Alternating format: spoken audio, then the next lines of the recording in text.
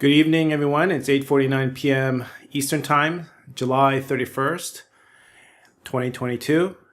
Right now, what you should be seeing on my screen here is the radar from TradeStation. It's showing that Bitcoin is down negative 2.17%, and the S&P Nasdaq futures trading lower, on average 0.4%.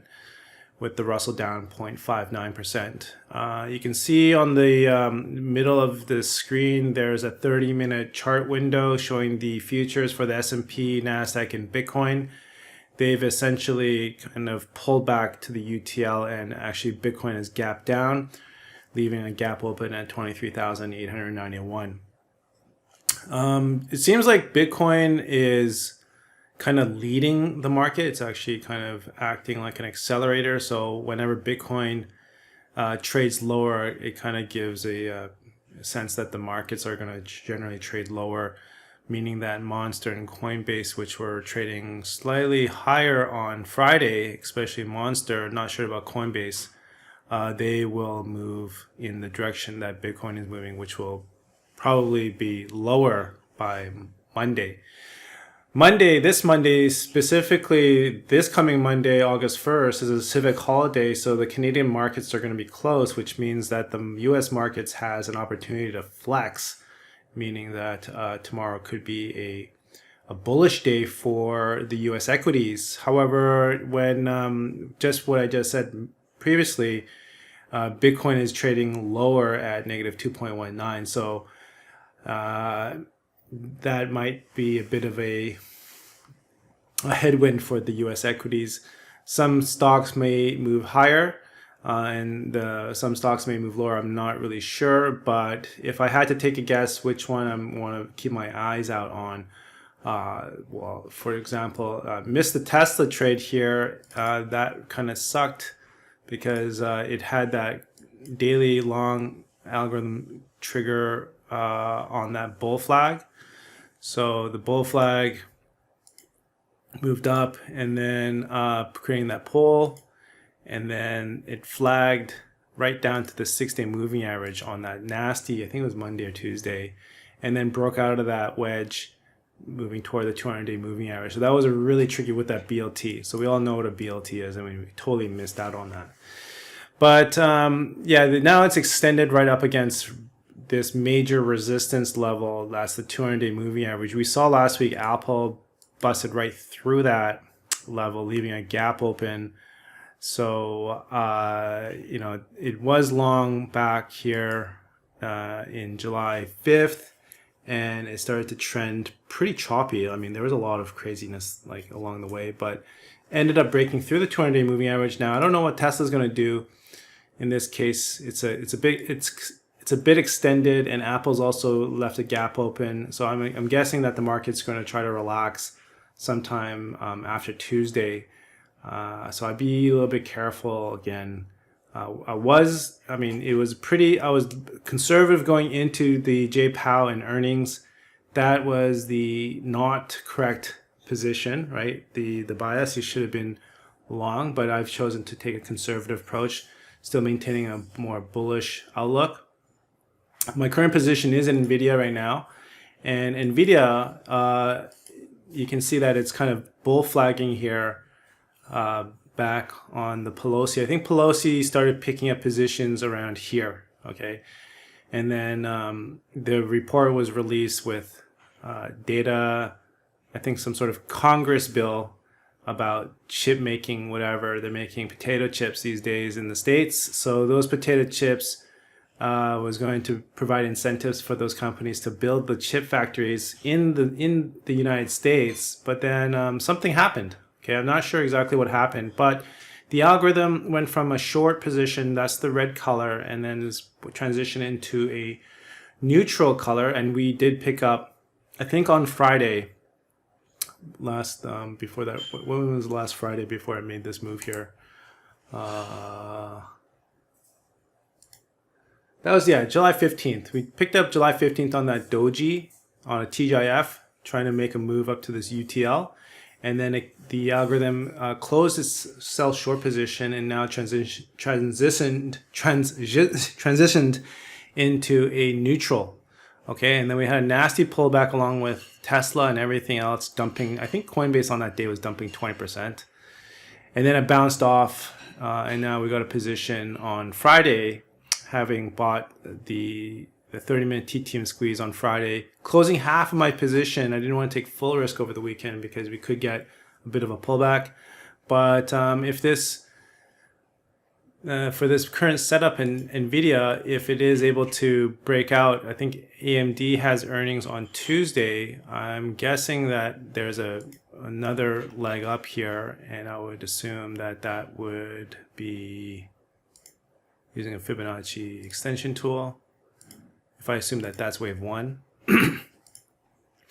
then I think there's a good chance we get to 192.44 by Monday or Tuesday. So a big move in. Let's see if there's a 7-8-minute TTM squeeze. There is a 7-8-minute TTM squeeze right there. Okay, so that is a pretty good setup. We've got a TGIF cycle. We got TTM squeeze on the 7-8-minute. We kind of have like a Fibonacci 2.618 extension here. And you can see the previous high is where the price is at currently. So it's going to try to break out. And if it does break out and runs up to 187, halfway to the 192.44, I'll close off pretty much almost everything. And maybe hold on a few into the AMD earnings, because maybe AMD beats on some sort of whatever the estimates were. If the results from the earnings beats estimates, then we should see a nice price appreciation in AMD, and then NVIDIA would be the proxy trade to avoid the AMD premiums from crushing. So NVIDIA would be the proxy trade to take advantage of the earnings beat for AMD. Okay, so that's what I'm planning, and that would take it up to 192, close to the psychological target of 200. I don't think it's going to make that big of a move from the AMD earnings. 10.55% is quite ginormous. And if it doesn't get above 200, the $200 mark, then and it just gets rejected at the 182, then I think there's a good chance that this market could roll back and then retest that 21-day moving average and filling that gap at 157. So that was my plan, and it could actually easily just go straight down in Monday and Tuesday. So I want to be careful about this double top on NVIDIA. Okay, that's a double top. The BLT, you can see the BLT on the NVIDIA was not quite not the same looking BLT as Tesla, right? These BLTs are ginormous on Tesla, but you can see that there's actually that gap open here on that 751 in Tesla. So that is a bit of a problem, right? I mean, these gaps all the way down to zero, they're not going to get filled. And I know there's a couple more gaps above in Tesla at around 1,100. And we're right up against the major resistance level here at the 200-day moving average. That's when it first cracked. So we had that BLT right into back here on May 4th that got rejected at the 50 and the 21, and then rug pulled all the way down after the rejection, and then it continued to move down like another 25-27%. So we got this big cup and handle forming on Tesla, and it kind of already met its objective. I mean, from I guess the low here would have been the best, or the low here, 768 would have been the best entry. That didn't. We got in on a couple of them, but I think we got in on this one, on that breakout. And now we're up at the resistance at 900. It could overshoot, but I don't see a 7-8-minute TTM squeeze. So I think this move on Tesla that continued to push to the 200-day moving average was coming off of the A6. So that's cycle 1, 2, 3, 4, 5, 6, 7. And usually it lasts up to 14. And we're already halfway in there. So I think there might be a little bit of pullback here and then a breakout attempt above 200. And if it gets above 200, then we're in an official bull market for the Tesla stock. Tesla is definitely showing a very good sign that it's looking to go parabolic in the next 3 to 6 months, and that's because the algorithm here is long, and that's a very, very strong indication that this monthly A8 is going to trigger to the upside, making a new 52-week high within the next, I guess, either before the next earnings, October 3rd, or after. So this massive bacon on the August candle, the July candle, is that bacon on the monthly. So the month for August and September, it's either going to be flat or it's going to do a double bacon. That means another green candle like this is duplicated in the month of August, and then July taking out that 1,242 previous 52-week high. Looking at some of the other stocks here, we have Monster and earnings. I'm not really sure what to do with this one, but I would probably just kind of let the earnings play itself out. It could gap down 50%, could gap up 50%. Microsoft is on cycle 2, 1 and 2, and extended, so it's a little bit of extended, forming that bull flag. Microsoft should be on your watch list for that bull flag, just like it did for Tesla. It'll pull back to one of these green dots and then break out to the 200-day moving average. I think that one might be a really good trade, since Microsoft is now at 280, Google is at 116, and Amazon at 134. So Microsoft might be a better trade than Amazon and Google moving forward, since the premiums are so low because of the underlying changing from a 4-digit stock to a 3-digit stock under $200. Microsoft is 280, near 300, so you probably get a better bang for your buck on those premiums if they appreciate.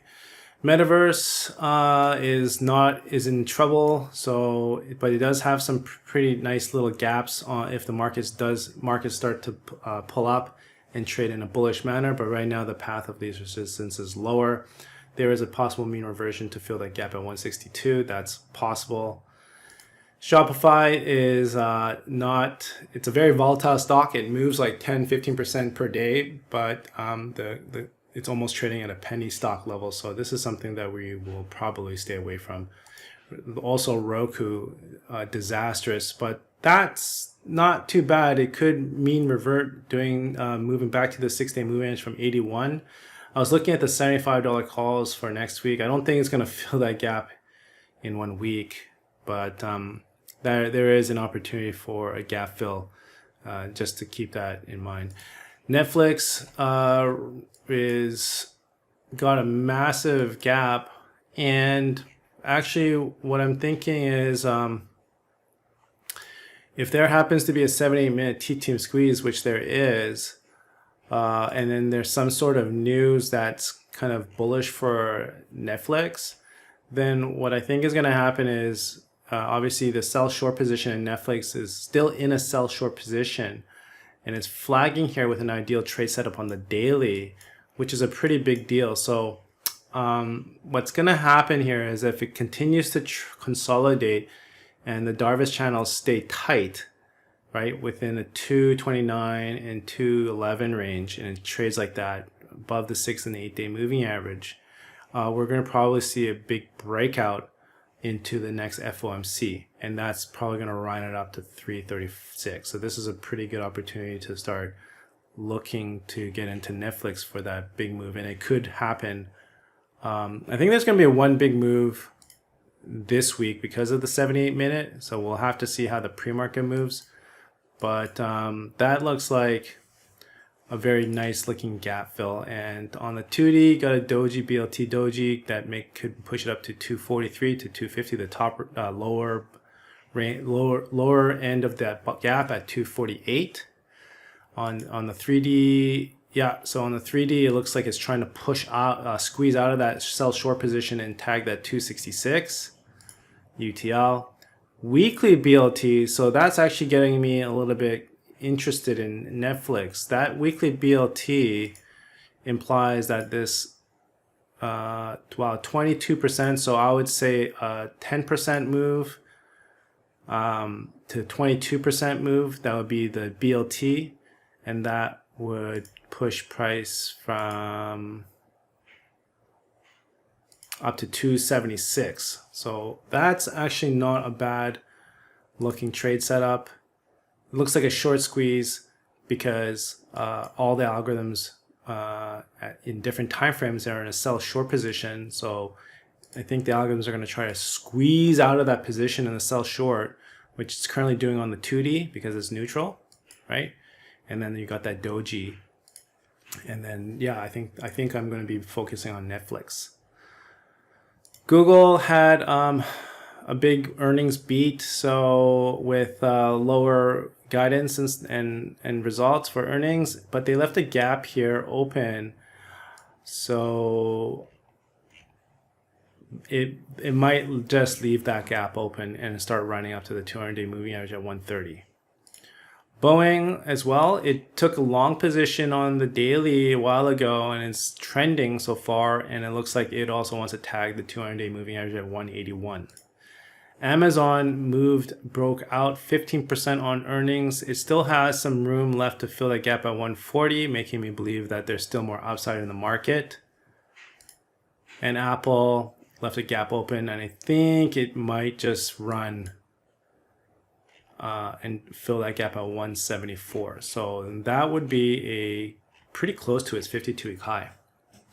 Okay, so I have NVIDIA right now, and NVIDIA is looking to probably squeeze if I take a look at the futures right now.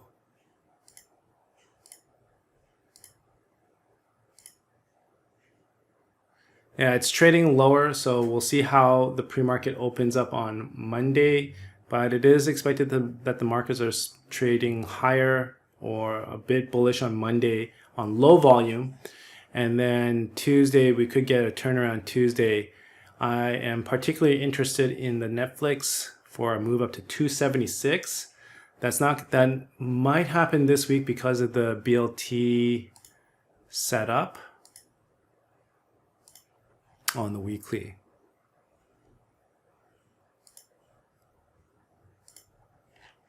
It's not quite not the best looking BLT, but so it's at 224.9. So if it holds above 221.35, I mean, it could do a double bottom right here at 210.